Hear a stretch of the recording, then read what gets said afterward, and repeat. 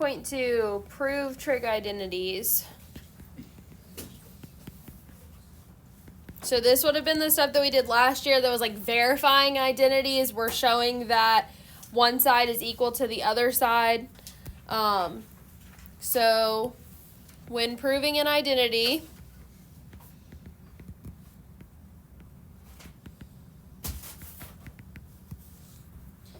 we can only change one side of the equation.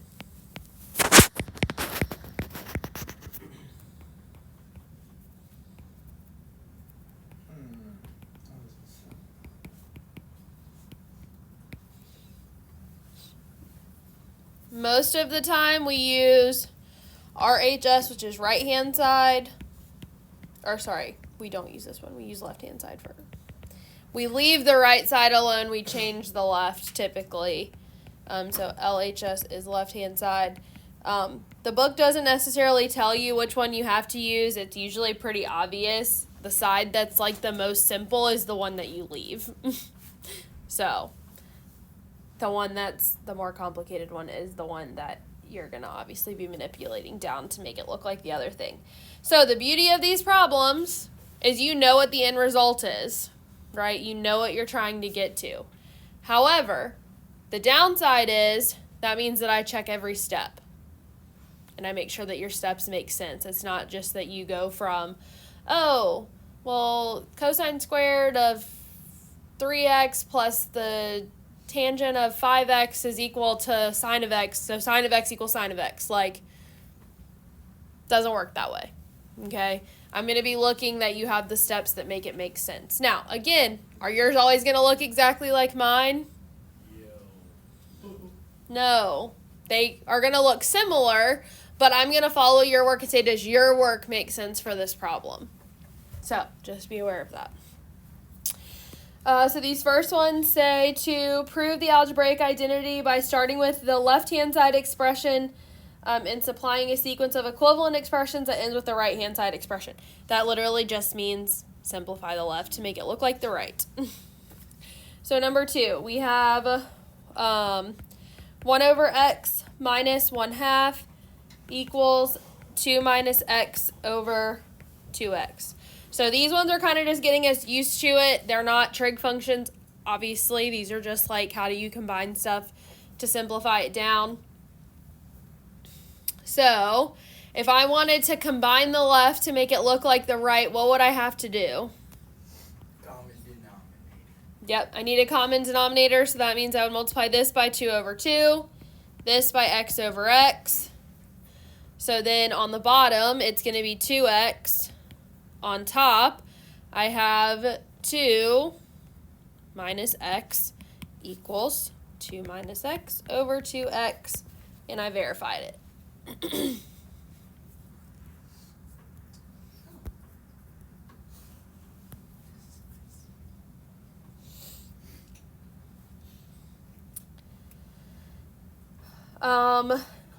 Tell whether or not f of x equals sine of x is an identity. So basically we're trying to see if these simplify to be equal to sine of x. So number 6, f of x equals tangent of x over secant of x. So these first few kind of would go back to the section we were doing before, but we're just saying yes or no, it's equal to sine of x. So I would rewrite tangent first as sine x over cosine x. Secant I would write as 1 over cosine x. Keep change flip, I would have sine of x over cosine of x times cosine of x. Cosines would cancel, and I'm left with sine of x, which is what I was trying to show that it was equal to. So the answers to these ones are technically yes or no. If you put a check or an X, I'm going to know what you were trying to tell me. 8. F of x is equal to the cosine of x minus pi over 2. So how can I rewrite the cosine of x minus pi over 2? Sine of sine of x. So this one is That was funny as heck.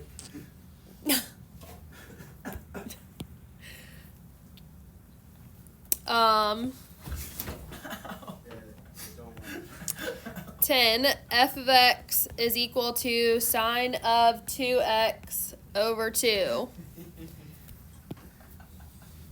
Is this equal to sine of x? Yes. Okay, if so, then tell me what I need to do to get it to look like that. Get rid of the twos. Oh, it's being multiplied. That's bad math. Oh, you can't do that. You're not multiplying the sign, Oh, you're multiplying the you variable. This is inside. I can't cancel here, so this one is not equal to sine of x. How? Yeah, because you can't do that. Why don't you just multiply it out? I think I need to You can't multiply it out. Why? It's inside the parentheses. It's the sine of 2x, all divided by 2. Daddy, like, It's not this. why can't you do that?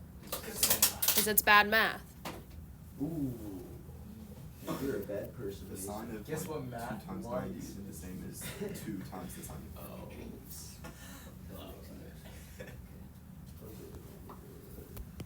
It's basic algebra. All right, now we're actually into proving the identity.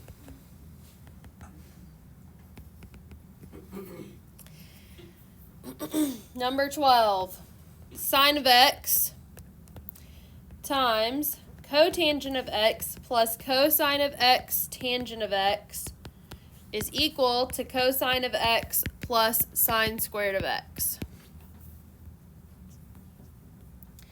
So we're going to leave the right side alone. I like to just draw an arrow down. I know that ultimately this is what I have to end up with, but this way I'm not tempted to try to move things from left to right. I'm not tempted to try to change the right side. All I'm going to do is change the left side. So I would start out with rewriting things to see if there's something that's going to cancel as it is anyways. And then I ultimately may need to multiply the sign through. I may not. Based on what the answer is supposed to look like, I'm probably going to, but we'll just have to wait and see. So we have sine of x times cotangent can be written as cosine over sine plus cosine of x times tangent can be written as sine over cosine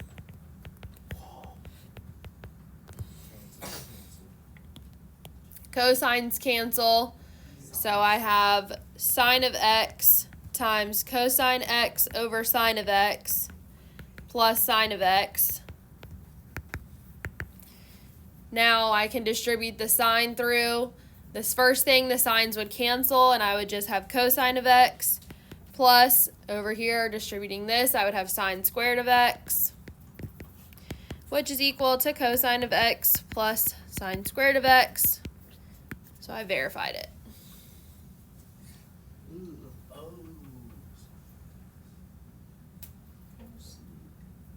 So the reason I say yours might not look just like mine, you might have thought, well, let me distribute first, and you might have multiplied the sign through everything, and then you might have rewritten it and canceled stuff. That's fine too, even though it's not the same way that I did it, right? You end up with the same end result. I'm confused. How did we get cosine of x plus sine squared of x? I distributed this. So sine times cosine over sine, sines cancel them off with cosine, and then sine times sine is sine squared. Thank you. And these are problems, much like the last section, the reason you had so many is the more that you do, the easier they are to understand. So don't be surprised if you have more to do with this section. 16, tangent of x plus secant of x is equal to cosine of x over 1 minus sine of x.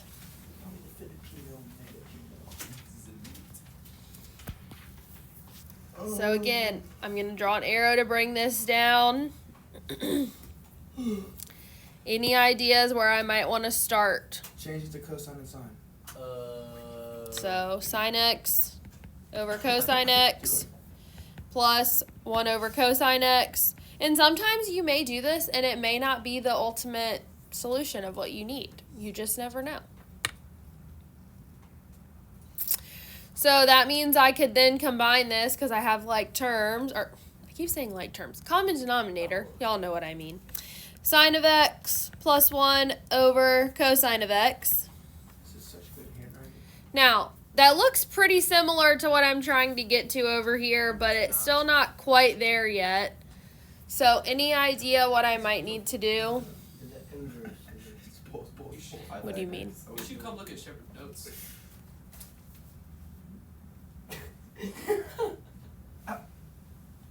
So at this point, I might be stuck, right? I might not really know what to do. However, I do know that ultimately I need a denominator of 1 minus sine of x. So my next thing at this point is, I mean, like I said, the beauty of these problems is you know where you're trying to get to. So I'm going to multiply by 1 minus sine of x over 1 minus sine of x, top and bottom.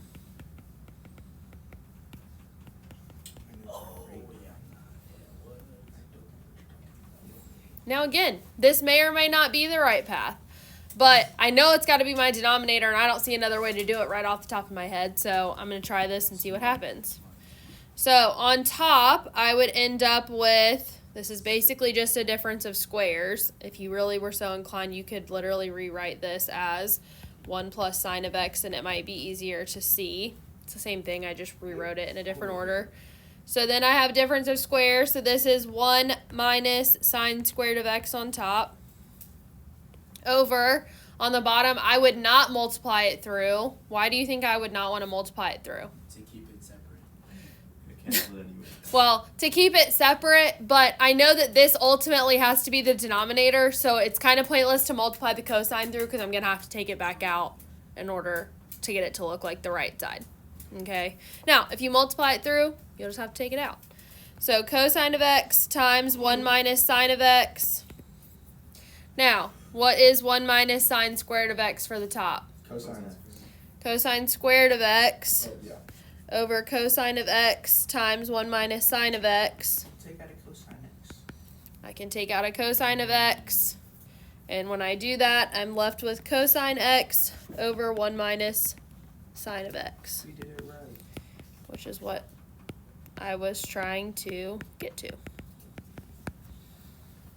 Wow, that's fun.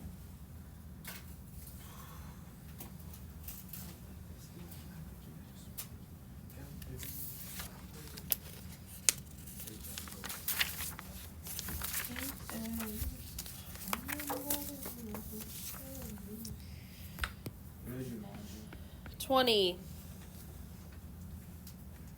1 over 1 minus cosine of x plus 1 over 1 plus cosine of x is equal to 2 cosecant squared of x.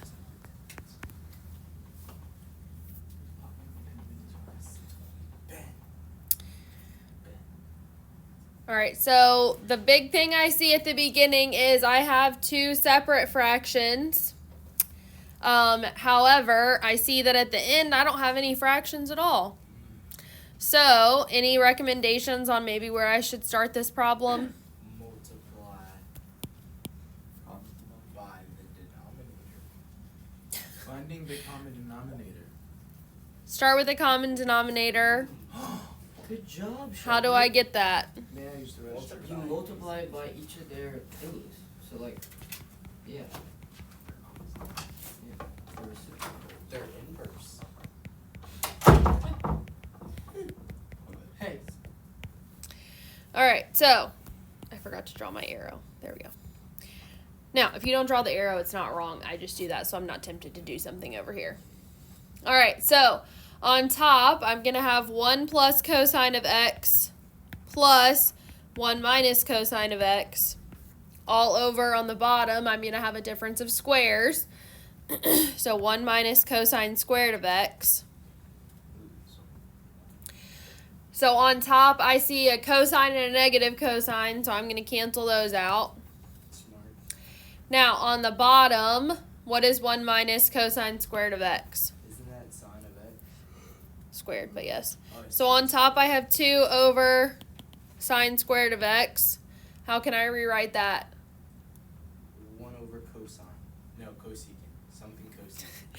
2 times the cosecant squared of x is equal to 2 cosecant squared of x, and I'm done.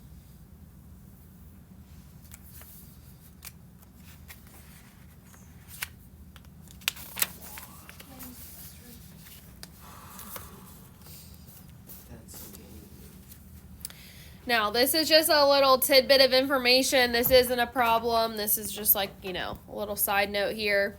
If I have something like 2 minus the cosine squared of x or 3 minus 3 sine squared of x, I just want to walk you through the process of what I would do with something like this, because it's going to probably come up in a problem later.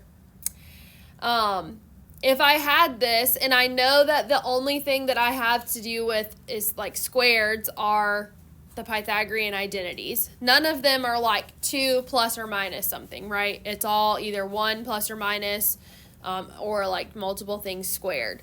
So if I see something like this is so basic people don't think about it, I can take this 2 and rewrite it as 1 plus 1 minus cosine squared of x.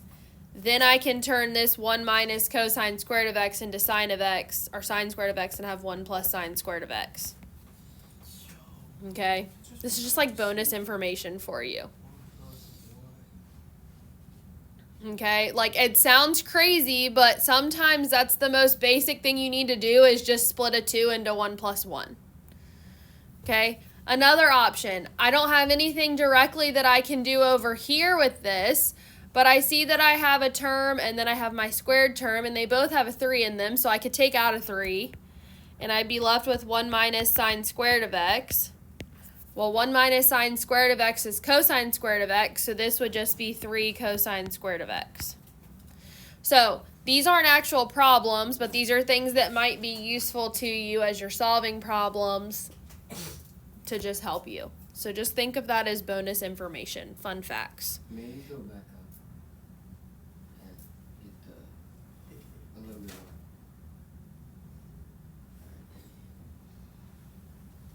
Wow.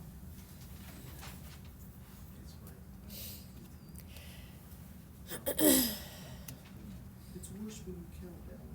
I'm not counting. Yeah, I'm used to this. You have to stay up here for hours. All right, 24. I feel bad for yourself. 1 over tangent of beta. Now, if you want to write them as thetas or x's, I don't care. I'm just doing what the problem says. Plus tangent of beta is equal to secant of beta cosecant of beta. So again, I'm going to bring this down over here. Can I just make it x technically? Yes, that's fine. Thank you. I can pretty much tell you without a doubt on the quiz and the test it's going to be x. At the craziest, it might be theta. But it's certainly not going to be beta or alpha, which is the other one that they commonly use. It could be like t or something, but it's going to be like a normal variable. It's not going to be something like weird. All right, so any suggestions on what I might want to do over here on the left side? Can you turn?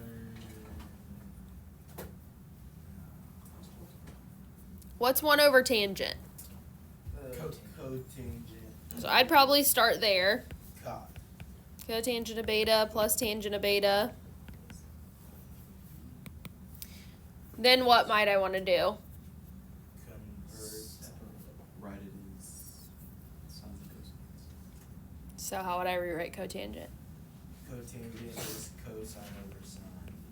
Cosine beta over sine beta plus tangent is, Sine theta over cosine theta. Or whatever. yeah, that's fine. I know what you mean. Sine over cosine. Now I still don't have a common denominator. You multiply the left side by cosine and the right side by sine. No, obviously I should be writing the thing, but I'm just doing this shorthanded a little bit. So that means that on top I have cosine squared of beta plus sine squared of beta over, on the bottom, my common denominator is sine of beta, cosine of beta. cosine squared plus sine squared is? 1. So I have 1 over sine beta, cosine beta. Why does that be a potato? It's It's beta. beta. You're a beta. So, how could I rewrite this now? Secant. No, wait. It doesn't matter what order, but yeah. Oh, wait, hold on. Secant of. No. Cosecant. Secant x, cosecant x, or b and c. Yes. You know how I do that? What is Because the it says answer? at the very top it's the answer. Okay. I was about to say that, but I thought I was gonna be. So, technically in the order that I have it, it should be cosecant and then secant, but it does not matter. It's being multiplied. It can go in any order, so I just wrote it in the order that I'm they had sorry, it. that's But if you easy. wrote it as cosecant and then secant on like the left and then the right was secant and cosecant, I'm still giving it to you. They're being multiplied. It doesn't matter. Sine is just 1 over cosecant. Yeah, I'm fried on this. Not if you study really hard. Yeah, I'm gonna need to study really hard. 22 sine squared of alpha minus cosine squared of alpha is equal to 1 minus 2 cosine squared of alpha. Is that fish? Well, it looks like a fish, but it's technically It's a- called alpha. It's alpha. It's A with the tails. I like the fish. A lot of people, they're sign a fish is what they'll tell me. All right, so over here, obviously, I know that sine squared plus cosine squared is 1. Sine squared minus cosine squared isn't technically anything. But I notice on the left that my answer doesn't have sine in it. It does have cosine squared, but it doesn't have sine squared. So what my thought process here would be is, can I rewrite sine squared in terms of cosine? Sure. How? How? That 1 minus cosine squared. Yep, 1 minus cosine squared alpha, and then minus cosine squared alpha. Oh yeah. It's 1. Oh, what? What? are you talking about? Wait. This what happens when we go to the So back. minus cosine squared alpha minus cosine squared alpha would be 1 minus 2 cosine squared Because you alpha. got 2 of them. So wait, 1 minus 3 minus 3 is 1 minus 6. What? Oh. Wait, why isn't This why isn't equal to 3. Oh, it's a negative. These Oh, are that's both why. So negatives. special. Can you stop talking? No.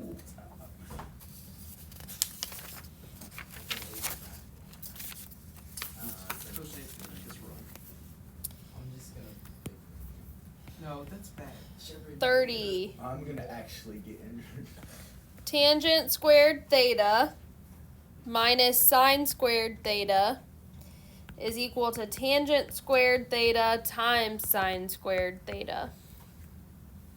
So we have to find the inverse of the sine. Ooh, or not. Which one is the simplified side? The right side. Right hand side? But she said we don't always know that.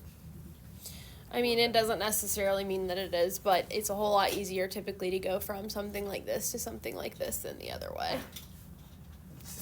All right, so ideas over here. I know ultimately I need tangent and sine, so I wouldn't be trying to rewrite. Just erase that little line in there. I wouldn't be trying to rewrite tangent and sine as like, you know, tangent squared as like secant squared minus 1. Like I wouldn't be trying to do something like that, at least not initially. But that's just me. I think Is there a way that I can maybe rewrite this though that's not using an identity? I just found the top to my AirPod case. Why are you telling her? Stop.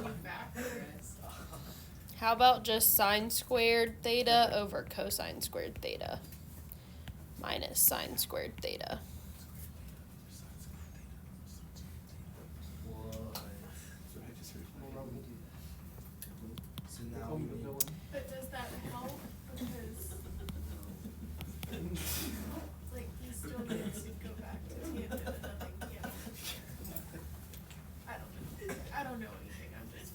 yeah, we're already given tangent. I would at least start this way. I could be wrong. We'll see. So You we're never gonna know. go- We need a common denominator. So we multiply by cosine squared. So then I have one fraction now with cosine squared theta on the bottom. On top, I have sine squared theta minus sine squared theta cosine squared theta. All over cosine squared.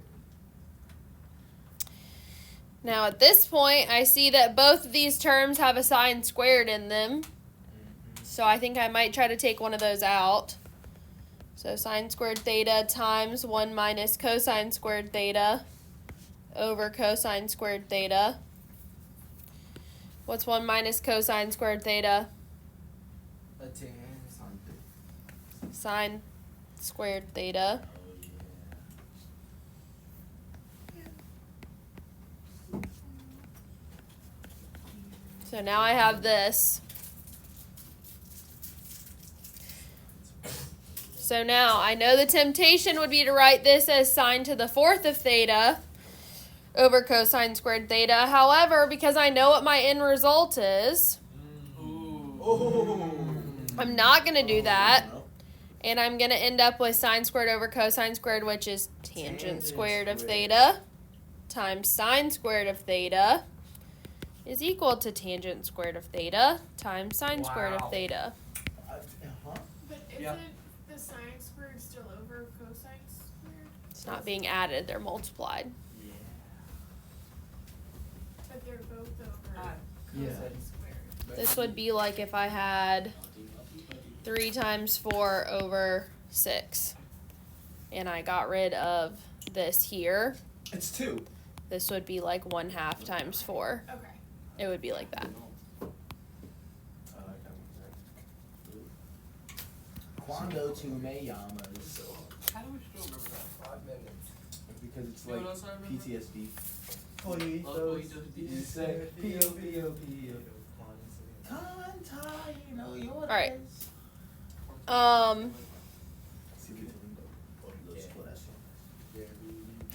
Sine of t over 1 plus cosine of t plus 1 plus cosine of t over sine of t equals 2 cosecant of t.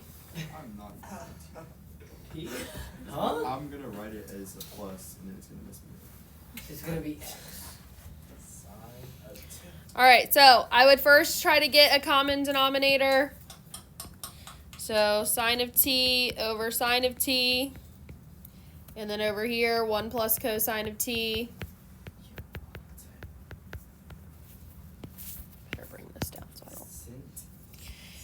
Alright, so on top, I'm going to end up with sine squared of t. Plus, over here I have a perfect square trinomial. So I have 1 plus 2 cosine of t plus cosine squared of t. Now, if you don't recognize that as a perfect square trinomial, that's okay. You're going to FOIL and get the same thing. Over, I would not recommend multiplying the bottom through. I would leave it as just 2 things being multiplied. I may ultimately need to, but I would always wait till the end unless I definitively see that it's going to help me. So sine of t times 1 plus cosine of t. All right, on top, what happens? Sine squared and cosine squared is? Tangent squared theta.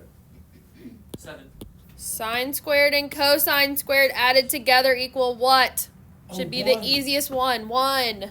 Oh, So I on top have 1 plus 2 cosine of t. So I have 2 plus 2 cosine of t over, I'm shortcutting a little bit because the bell's about to ring. And do not leave until I give you your problems. All right, so now, ideas? Factor out of 2. Factor out of 2. This is why I gave you this bonus, wherever it went, this bonus information up here. Factor out of 2. I have 1 plus cosine of t over sine of t times 1 plus cosine of t. 1 plus cosine of t's cancel.